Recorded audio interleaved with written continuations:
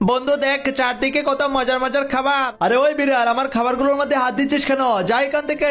বন্ধু তুই কান্না করিস না, আমি তোর জন্য খাবারের ব্যবস্থা করে আনছি। যাই যাই জলদি রুটিটা নিয়ে পালাই। আরে ওই চোর বিড়াল দাঁড়া বলছি।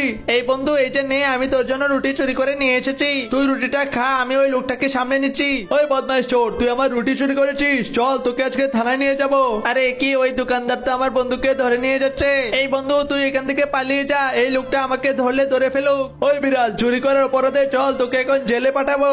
আমার বন্ধু আমার কারণে আজকে পুলিশের হাতে বন্দি, আমি বড় হয়ে পুলিশ হয়ে ওকে বাঁচাবো। এই যে সাদা বিড়াল, কংগ্রাচুলেশন, তুমি পুলিশের চাকরি পেয়ে গিয়েছো। আজকে আমি অনেক খুশি, আমার পুলিশের চাকরি হয়ে গিয়েছে। এই তাড়াতাড়ি করো, এই স্বর্ণগুলো নিয়ে এক্ষুনি এখান থেকে পালাতে হবে। আরে জলদি চলো, একটা চোর চুরি করে পালাচ্ছে। এই তাড়াতাড়ি পালা, আমাদের পিছনে পুলিশ লেগেছে। ওই চিন্তাকারী বাচ্চা দাঁড়া বলছি, নয়তো তোকে গুলি করে দেবো। না না, আমরা কোনোভাবেই দাঁড়াবো না, তোরা যা পারিস করে নে। ওই চোর, তাহলে আমরা গুলি করে দিচ্ছি রে।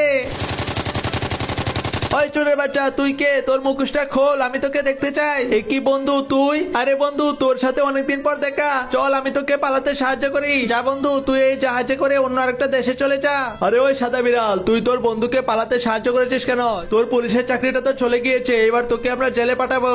তারপরে এই বিড়ালগুলো আমার পিছু পিছু আসছে কেন? মামা এসে দেখো, আজকেও এই বিড়ালগুলো আমার পিছু পিছু চলে এসেছে।